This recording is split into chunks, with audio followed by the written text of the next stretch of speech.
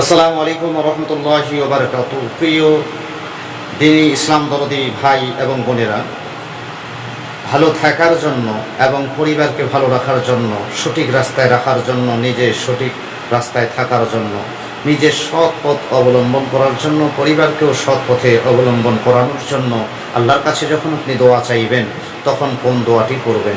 নামাজের মাধ্যমে, বিভিন্ন জায়গায় হাত তোলার মাধ্যমে, দুটি হাত তুলে যখনই আপনি এই দোয়াটা করবেন, রব্বি নাজ্জিনি ওয়া আহলি মিম্মা ইয়ামালুন, রব্বি নাজ্জিনি ওয়া আহলি মিম্মা ইয়ামালুন, এই দোয়ার মাধ্যমে আপনি আল্লাহর কাছে বলবেন, হে আমার পালনকর্তা, হে আমার পালনকর্তা, আমাকে এবং আমার পরিবারকে ওই সকল ব্যক্তিদের হাত থেকে, ওই সকল খারাপ ব্যক্তিদের যারা পথভ্রষ্ট হয়েছে তাদের হাত থেকে রক্ষা করো।